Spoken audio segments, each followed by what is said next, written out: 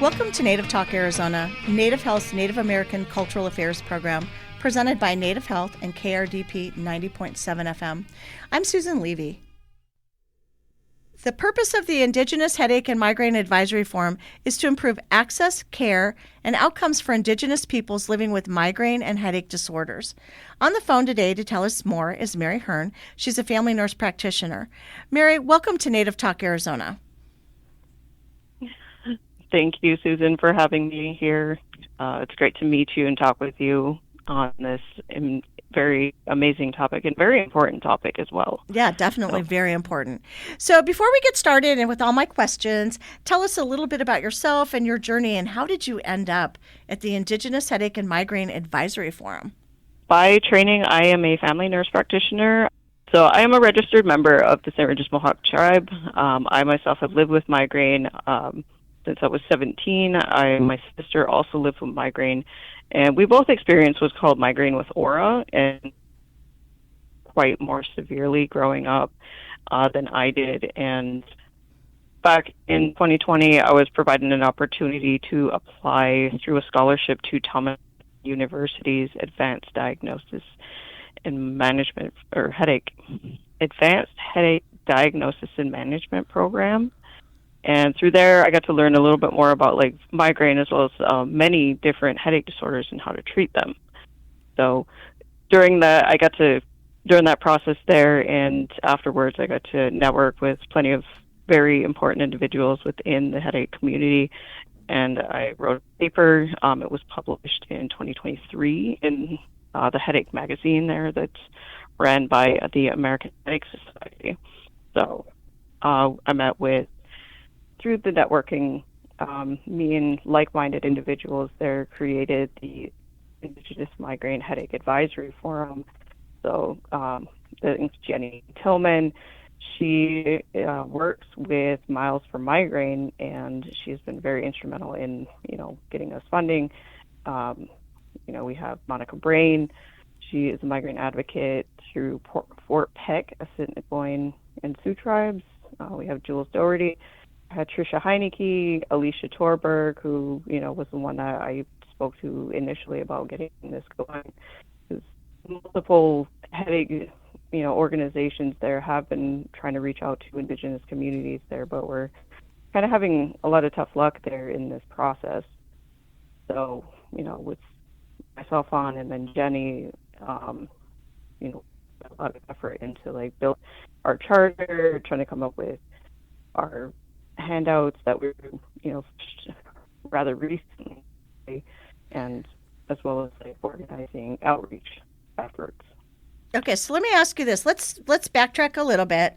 Let's talk about, First of all, what's a headache? I know what a headache is. I don't think I've ever had a migraine. So let's start at the beginning. What's a headache? What causes it? And let's start with that one first. Okay. So headaches, we often talk about tension type headache, which is your run-of-the-mill headache that we often get. Lifetime, anywhere from, I think it's anywhere from 13 to 78% chance of lifetime experience. That the tension type headaches are really that pain we feel, at the surface. Those, our brain is typically picking up pain receptors surface of our, our tissues there. So the myofascial, so your muscular and your connective tissues there at the surface of your head. So if you've ever had stress, it'll tend to pick up that.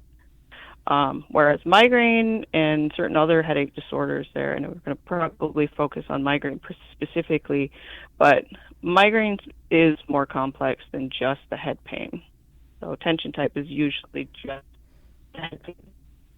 Where in other complex headache disorders, there's only one system, or it's only one symptom that we are experiencing. Migraine itself there, even today with all of the research that has been going on, it's not fully understood.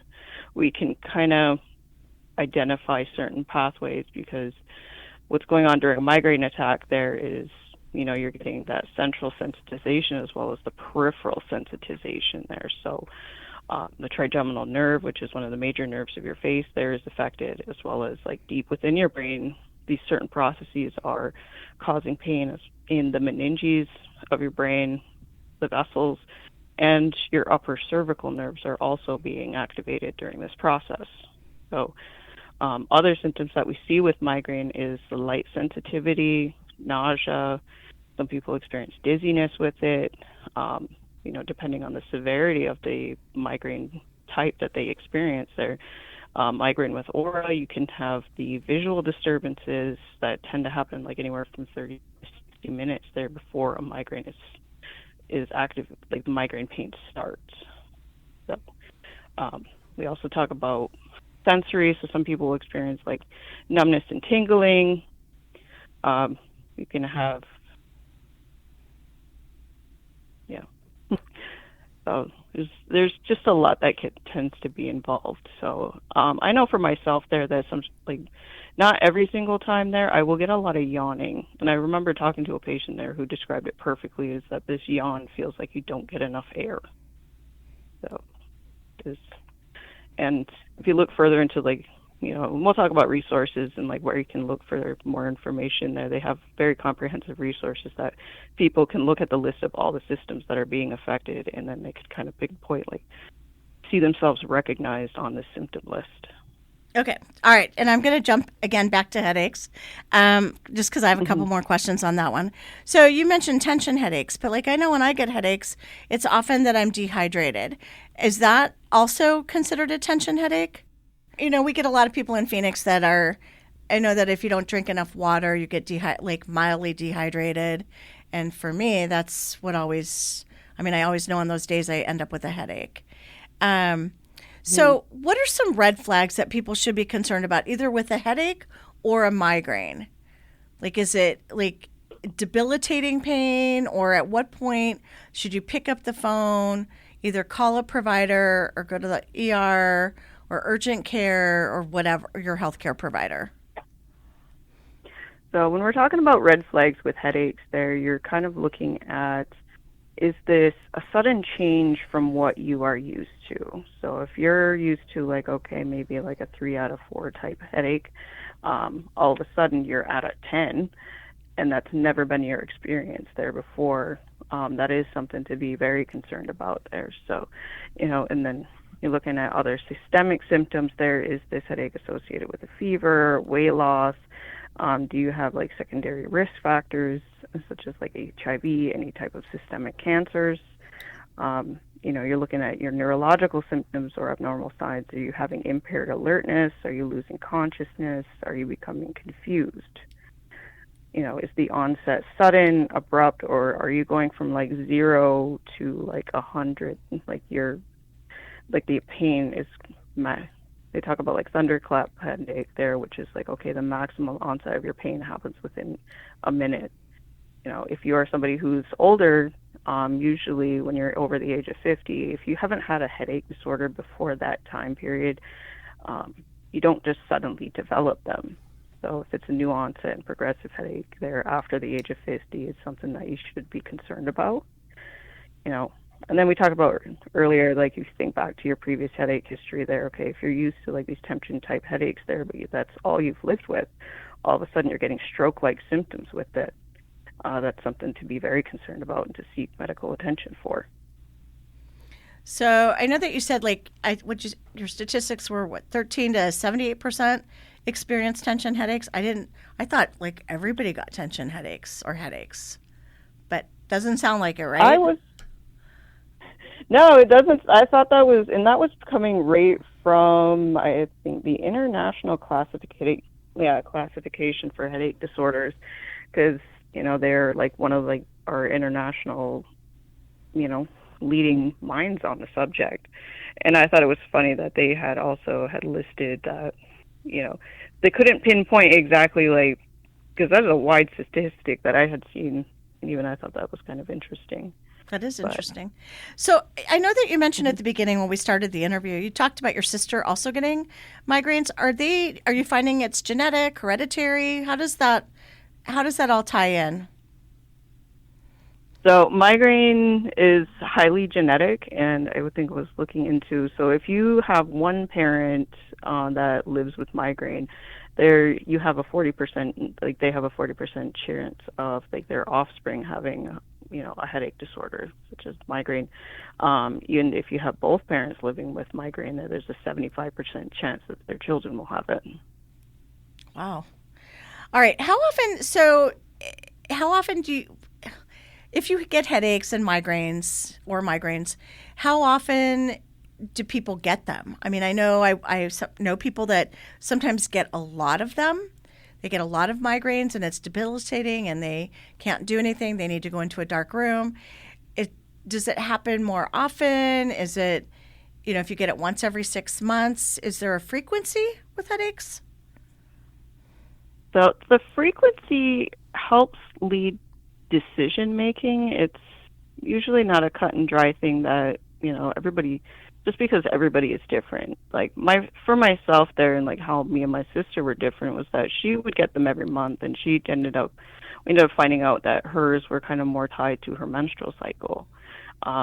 Whereas mine, I would get them maybe every 2 years initially, and it wasn't until I was probably getting into my 30s that they started picking up in frequency. So some people can go years without having an attack. Some people may have one severe attack and then actually never have a migraine attack again. Whereas you have other people on the end of the spectrum there where it just seems like almost every day, they're experiencing a migraine attack. So infrequent, which like the categories that we talk about there. So you have infrequent where you're not getting them every month.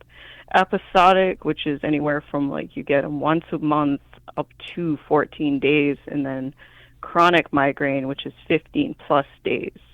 So really that helps with defining research and but when it comes to seeking treatment, right now, as far as within the headache community, if you're experiencing more than 4 attacks a month, you should be on a preventive.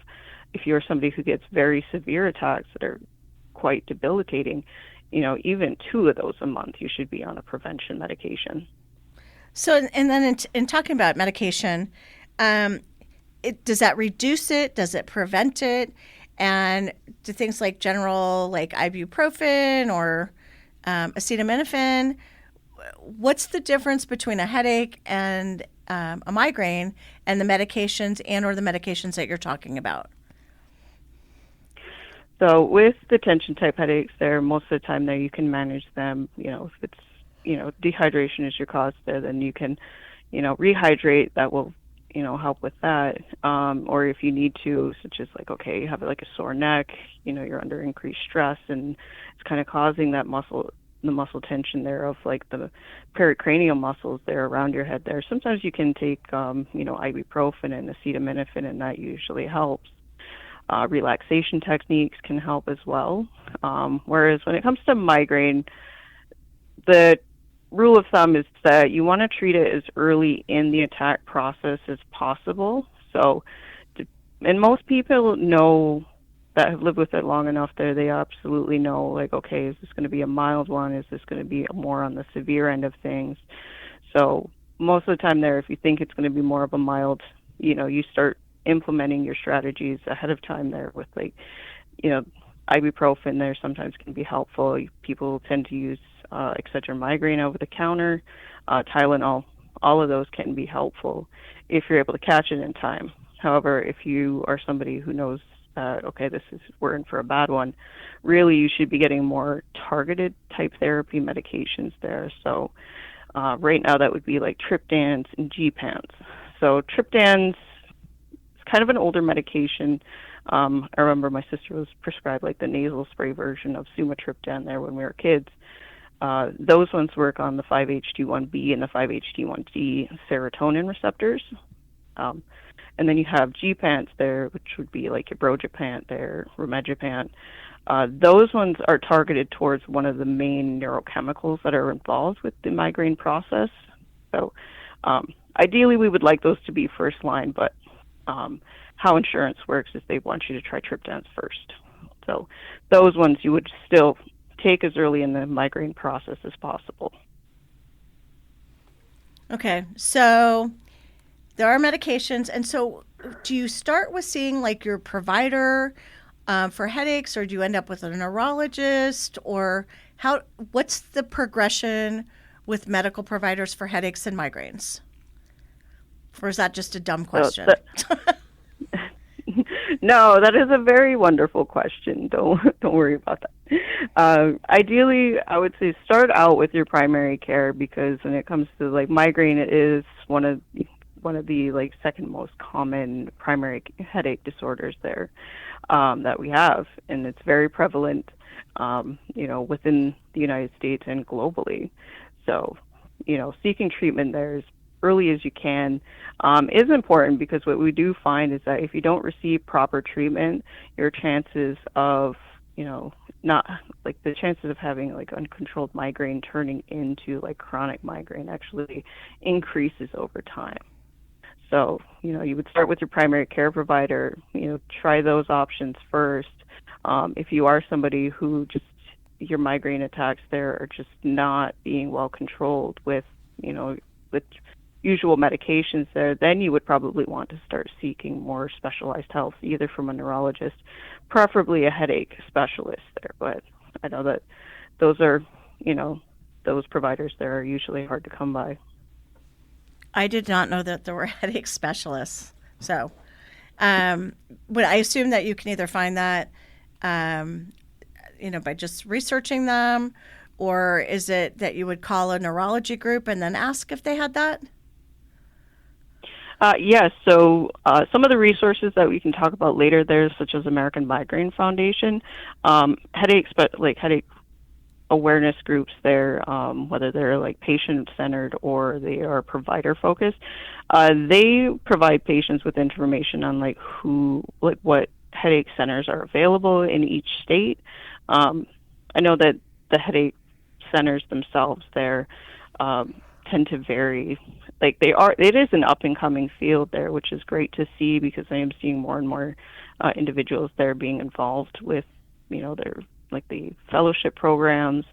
I see newer faces here, when I sign on to do trainings there through the American Headache Society. We're seeing more and more people, which is fantastic.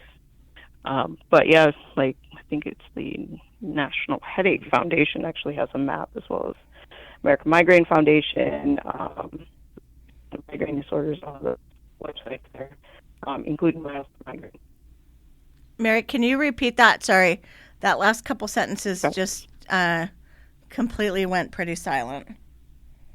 Okay. Can you hear me now? Yep. Okay. So resources there to help you find headache specialists. You can go through the American Headache Society, Association of Migraine Disorders, American Migraine Foundation, even Cluster Headache there, or Cluster Busters there. They specialize more towards cluster headache. Coalition for Headache and Migraine Patients, Miles for Migraine. They work specifically towards creating events, running events there to raise money towards headache centers. And then I'm trying to think, as well as I exhausted my list on that one. So are there, I know we have a lot of listeners in the Phoenix area in Arizona. Are there any groups in Phoenix or Maricopa County? Any good headache groups here? Or are there headache groups or resources here?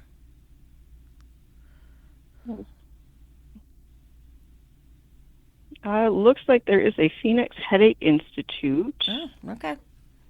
Cool. Yep. I did not know that. Yeah, it was, I want to say that Miles for Migraine hosts an event in Phoenix every year. And then also the Scottsdale Headache Symposium is, that conference there is held, obviously in Scottsdale every single year. And I got to attend that one, I think, in 2023 or 2024. But yeah, so Miles for Migraine held an event, at that conference. So let me ask you this. Are there any people that get migraines and or headaches more often than others? Is it women versus men? I know that you mentioned your sister.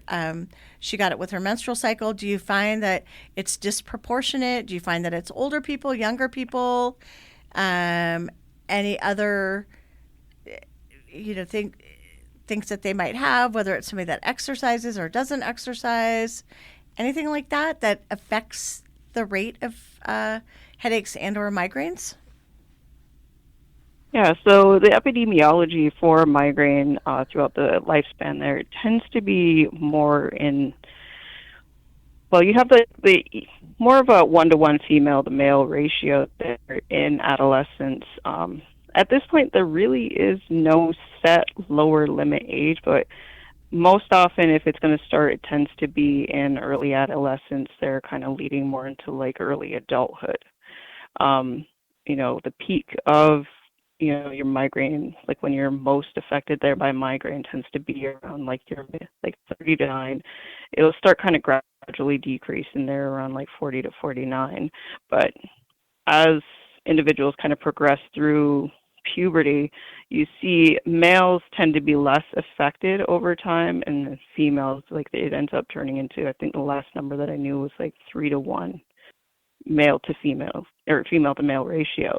So migraine tends to be more female prevalent versus males.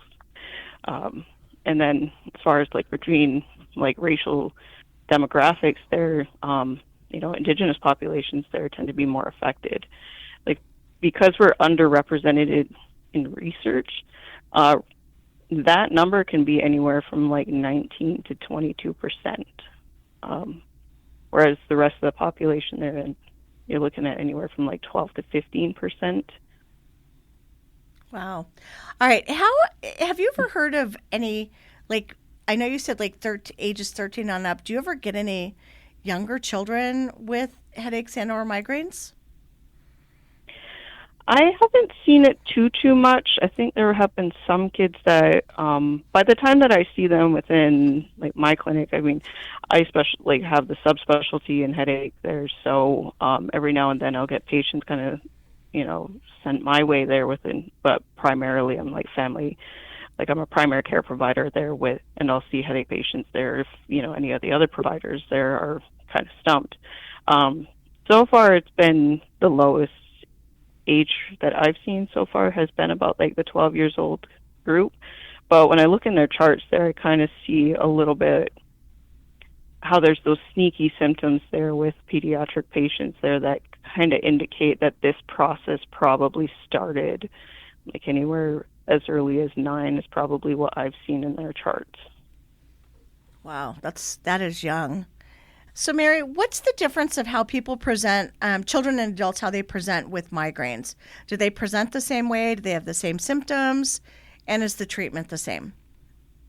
Kids can tend to present a little bit differently when they start experiencing migraine. So migraine, like the headache can last anywhere from 4 hours to 72 hours. But with children, what we've seen is that sometimes when they get a migraine attack, that headache can last anywhere from like 2 hours. So that can kind of muddy the waters a little bit there. But also, you're kind of looking for other symptoms that are involved. So if you have like a child there that, starts, they get like feel like they have like a stomach ache, you can experience what's called an abdominal migraine, where they feel like they have a stomach ache. Okay, they vomit and then they feel better. Maybe they take a nap, but they also can have like that light sensitivity involved with it. And then migraine in adults, that head pain can be one-sided, whereas kids, it can present on both sides. So if you've ever come across a kid there, or if anybody in the audience there has a child there that's been told they have cyclic vomiting syndrome, that can be a symptom of a migraine, and I would recommend trying to look a little bit further into that. I mean, people that I know that have had migraines, it's debilitating for them. Like they have to go home and go in a dark room. Is that what you also find with people that are affected by them? Yes. So photophobia is one symptom that involves kind of like that sensitization there of the brain during a migraine attack. Because when we think of migraine, we think of pins. So you have the photophobia. You can have phonophobia, which is that aversion to sound, and then you can also the incapacitating headache, which is the I, and then N, which would be nausea. like even if you get 2 out of 3 of those symptoms, there's like an 85% chance that you're experiencing a migraine attack. Okay, so also if somebody needed glasses, could that also be, does that affect headaches and or migraines? I want to say that when you have an incorrect prescription, sometimes that can increase like the eye strain. It could, which tends to, could help as far as like triggering a migraine. And there's never just one trigger there that goes into it there. But if you're looking for like migraine glasses, they do create like FL41 lenses there, which are specific for like filtering out the light, like the spectrums of light that are part of that photophobia process. That's like the amber light, red light, blue light, um, and it actually helps with kind of helping with a little bit of the photophobia. And that in and of itself there can present like there's 3 different subtypes. One is that it makes the headache worse. Some people notice that their eyes hurt. And then the third type there, which I remember being a little bit amazed by this there because it seems kind of like an insidious type there because it's not really doing anything as far as pain, but you find that you're having an aversion to the light, which I thought was kind of interesting when I learned about that. Wow. There's so much that goes into this. What ideas or what has been shown that's like non-pharmacological, like lifestyle modifications that would address or help with migraines and or headaches? So water or sleep or exercise, I don't know. So there was this lovely mnemonic that I just learned about there called SEEDS. So S being sleep, if you can increase the quality of your sleep, that will help. E, like the 2 E's, so exercise and eating healthy. D being like keeping a diary on your migraine attacks, and S, which would be managing stress. How about computers? Do you find that with everybody on screens that it's increasing headaches and or migraines? Does that have anything to do with it? I think it would be the exposure to, the light, that artificial light coming from your computer. So we often have like blue light filters there, or you can get like the blue light glasses if you're on your screen for a very long time. And then also it kind of goes back to that eye strain. So I want to say that there's a rule of thumb there that if you're focused on the screen in front of your face there for X amount of time there, you do want to take a break and then focus on something that is like 20 feet away, and that should help with some of the eye strain. So definitely taking breaks from the screens. And then if you have to be on your screen there for a long period of time, you can invest either in the blue light glasses or you can invest in like the FL41 glasses as well. Wow, there's a lot. At least there's things that you can do. So we're pretty much out of time, but I wanted to find out, how can our listeners find more information and contact you at the Indigenous Headache and Migraine Advisory Forum? Yes, the Indigenous Migraine Headache Advisory Forum there, we do have an Instagram account there at imhalf22.1. We are on Facebook now, so if you type that into your search bar there, you would be able to pull up might have to do a little bit of digging there, but we do have a link tree that is in the bio of our social media accounts. So the IMHAF that you mentioned stands for the acronym Indigenous Headache and Migraine Advisory Forum. So it'd be IHMAF. F as in Frank, correct? No. Yeah. IMHAF. Oh, IMHAF. Okay. All right. And then if somebody wanted to contact you, what's the best way to do that? So our email, which would be imhaf.info@gmail.com. And any phone number or just email? I would say just stick with the email. I cannot find that number for the life of me right now. That's perfect. We've got the Gmail. All right. Well, Mary, I want to say thank you so much for coming on.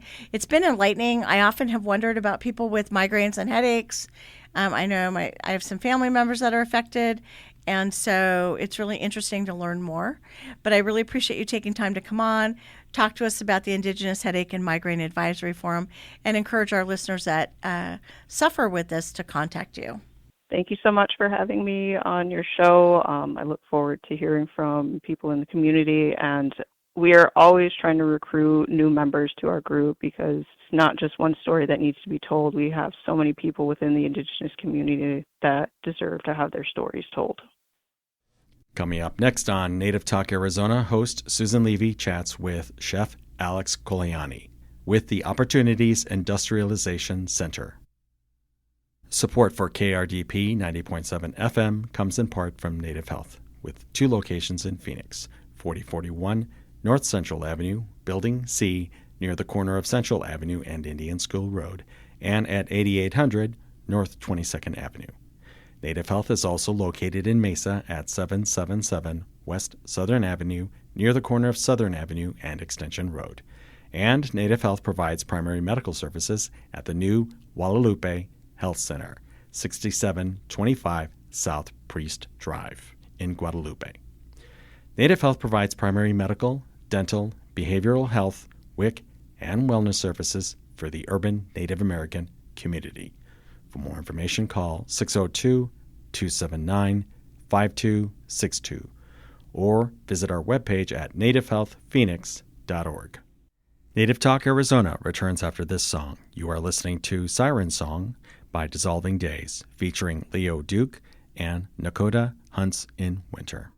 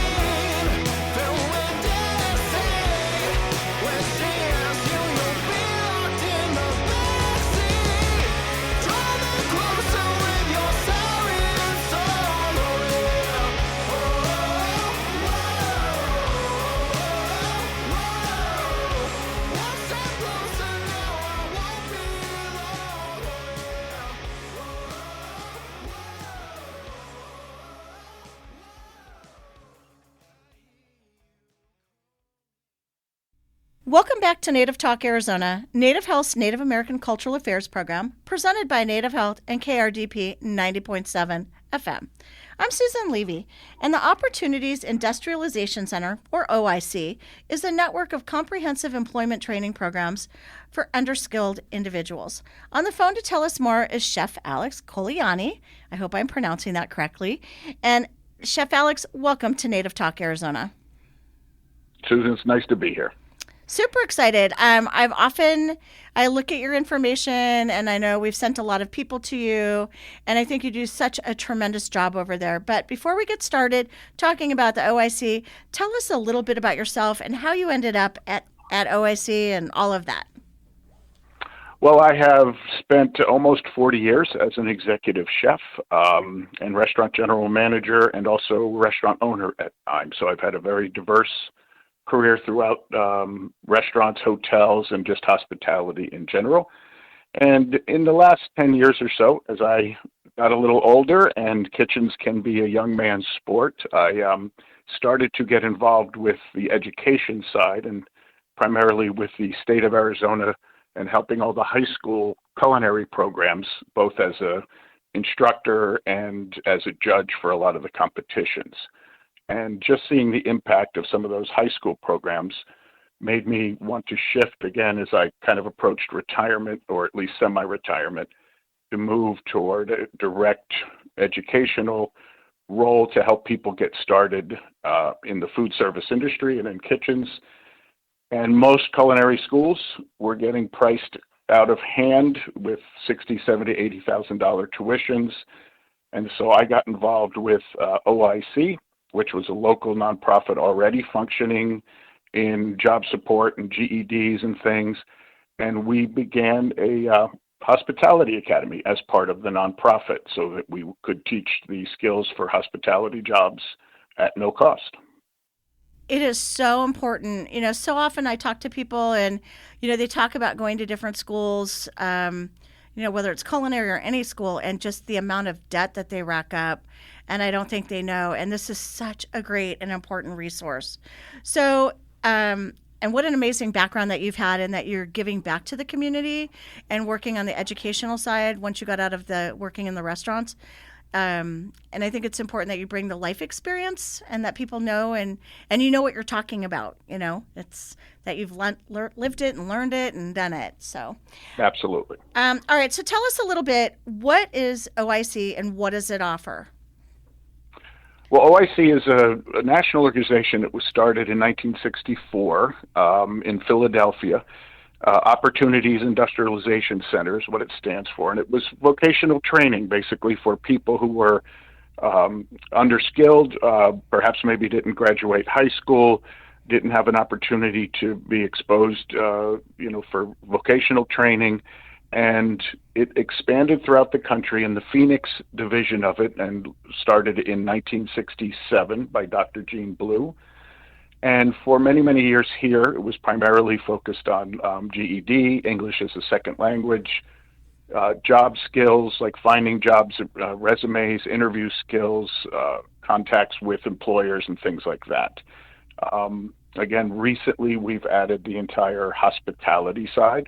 But in general, it is just an organization that is trying to give a hand to people, whether again, they came out of school too early, have not had much exposure to the job market, maybe coming out of incarceration or rehabilitation in different life situations, and just giving them a helping hand to get their foot in the door on a job and try to get a new career started. That's awesome. I think it's important also. I think a lot of people come out and they're not sure what they out of school and they're not sure what they want to do. And I think until you try it, then oh, I love it, or no, I didn't like that at all. So in terms of, let's talk about the hospitality program. What does that include? Well, what we have currently is we started with a culinary basics program, which is just a 2-week program, and that is intended to get you familiar with what it's like to be in a professional kitchen. The style of the education is trying to prepare people who want to enter maybe the restaurant business at a step above fast food. But again, any first job is great, and that those jobs, there's nothing wrong. But we are teaching the fundamental and basic skills with knife skills and food prep skills, so hands-on food creation. Everyone who's a student gets their food handler's card, which is required to work in any food service capacity in the state of Arizona. And we also, though, talk about food history and food science and that kind of thing to give people just a little bit better understanding who possibly want to pursue a higher level of culinary application and types of restaurants that they want to work in. We have recently, though, added a barista program because there is an enormous demand in the workspace for baristas. And so that is a simple 1-week class introducing everyone to the espresso machine, the operations of it, the history of coffee, and how to make and the drinks, steam the milk, and those basic things. And then we have coming soon is a hotel hospitality. We have built here at our offices, we have built an entire hotel room, and we will our housekeeping on that, and we'll be training people on the role of housekeeping in the hotels because, again, the demand is enormous right now for jobs in that field. Oh my gosh, what great programs. All right, so for somebody that wants to apply, what's the process? How long does it take? What do you need? Is this anybody, can you take teens or do you have to be 18? Tell us more about the process and all of that. You got it. The only 2 requirements we have is you do have to be 18 years old, and then you have to have proof of U.S. citizenship. As part of our program has federal grant funding. So that's it, those 2 conditions. If you meet those, you can come and take any of the classes we offer, or also use the other things we have as far as GED and English as a second language and things like that. The simplest way, and everything primarily is online, although I will give the address so you can come in person, but is to just go to azoic.org. And on our website, there's an application page, and you just apply. I receive the application, and then you'll hear from me, and we go from there for anyone who wants to attend the classes. Okay, so what's the turnaround process? So if I got online today and I wanted to take this barista class because I like coffee, and I think I'd be a great barista, how long does that take? Like 5 minutes, and then do you contact me within a week? What does that look like? You will hear. Once I receive your application, you will get an initial response from me within a day, and that will give you the schedule of classes ahead. So, if you apply today, Susan, you'll get an email from me by tomorrow, and you will know that we are having classes starting July 13th, and also a barista class starting August 24th, and you'll have the opportunity to tell me which class you want to attend. Now, could I take the barista and the knife skills, the food service class? Can I take both? Absolutely. Okay. Absolutely. And we don't offer them at the same time just for that reason. And most of our students take both. Once we added the barista class, more than half of the students who start, say, with barista also take culinary, and the reverse. Okay. Do you find that sometimes, so they go to work, hopefully they're employed very quickly, and they go to work. Do you ever find that people say, oh, wow, I really want more, and they end up going to like a long-term culinary arts school and getting more advanced degrees, or do you find that they just go and work in a restaurant or whatever they want to do and they're happy with that? I don't know. Yeah, most people, this is still the culinary career, and specifically in the kitchen side or even on the barista side, but it is a career that no matter how much schooling you get, when you get the job, you are going to do it that restaurant company's way, that chef's way, and the basic understanding is important. The basics, the hand skills are important, but I would say most people who come out of our program, if they get their foot in the door, and they do well, it's a very unique environment to work in, but if you find that you like it, your interest is there, you like making people happy with food, most people just excel up through the ranks and their career and don't go back to school at that point. And that's exactly kind of how we built this program, was to simply get them primarily excited about the career, give them a reality of what they're getting into, and then have them leave here with basic skills but a passion for the challenge ahead. And if you bring those things to almost any professional kitchen, you will learn the trade throughout your life. I still learn when I'm working with other chefs, and pretty much at that point, you will succeed through however your drive is in those restaurants, and you probably don't need to go back to school. That's awesome. All right, so I think you know that we've been posting your things online, and actually I'm going to back up a second. So I believe there's no cost for these programs, correct? They are completely tuition free. Okay. All right. So I know we've been providing this information to the community. I don't know if you ever see any people respond, but if you do, or have you seen any success stories from people that have seen it and how they're doing, and do they like it? Anything that you can share with us? Absolutely. We have had great response in working with you and through your website and you posting our things. And I have to say, we've had a very diverse audience and student base that has come and found out about this. The two primary things that stand out are success stories of lives changed to people that have come to us who have come out of incarceration, and this is their first attempt to get back into the workforce. There's some fear there, there's apprehension, and helping them connect with employers who understand that, and hearing back from them 6 months, a year later about the life change. The second one that I have found is just a constant is that almost all of the students that we have had attend both our culinary and our barista classes who have come to us through your website is the entrepreneurial spirit of most of the people that have come out of the Native American population in these classes. Almost everyone is taking these classes to say, I want to start my own little coffee business. I want to start my food business. I want to start this and that. And we have 2 or 3, I mean, that just I've been aware of because of they've communicated, that have their businesses going. These are people that a year ago had never made a cup of coffee, and now have a coffee business that they're doing at farmers markets and at construction sites or at hotel parking lots and different things, kind of mobile things, that they have a business now going. And it started all from a 1-week class that they did here and their own, desire and vision and their confidence to be entrepreneurs. That's awesome. And I think that's what it takes a lot of times. It's the drive, it's the passion, and it's just getting out there and doing it. But boy, I'd like to be a barista. So, and I also need to improve my knife skills. I have bad knife skills. All right. So, do you have a particular story of something like you lay awake at night and you say, wow, I used to work in the restaurant. Now I'm doing this, and this is why I do this, and this makes me so happy, and this makes it all worth it. Do you have like one particular success story?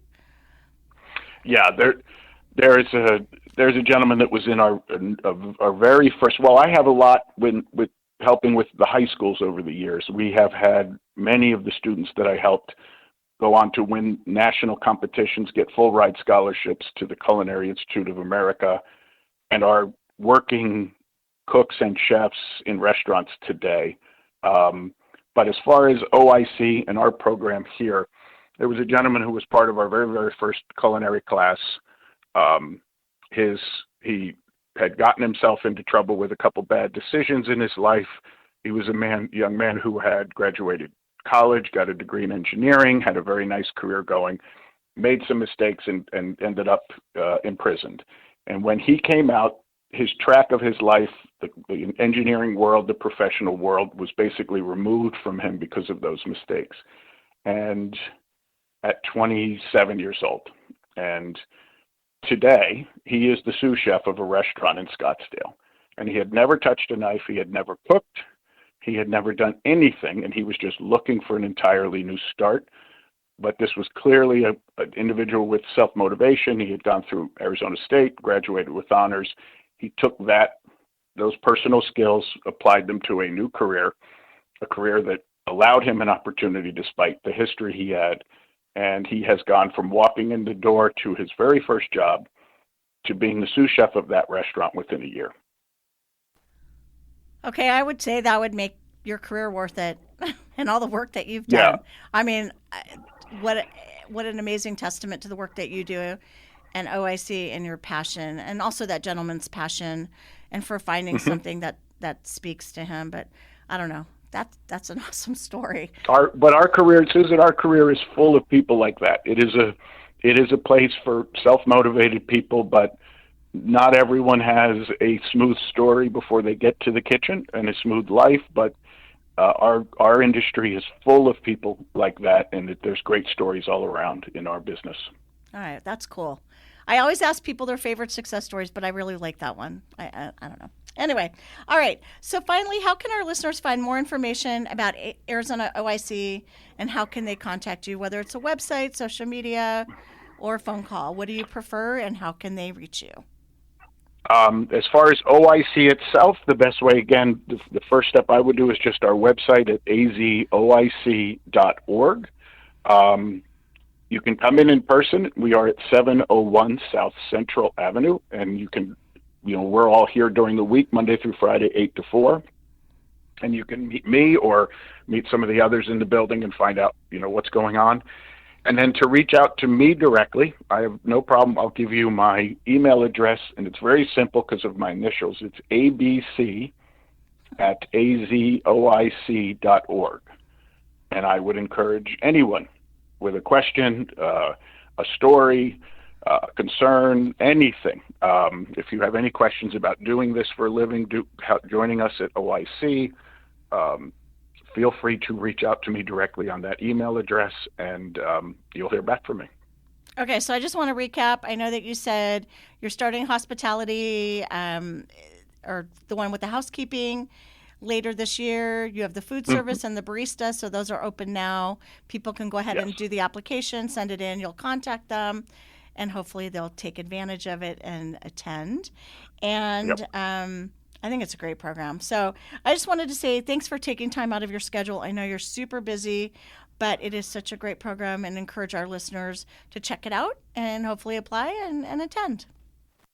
Absolutely. I appreciate the time, and feel free to join up. We can teach you how to be a barista. Chef Alex, thank you so much for coming on, and I might take you up on being a barista and working on my knife skills. My pleasure.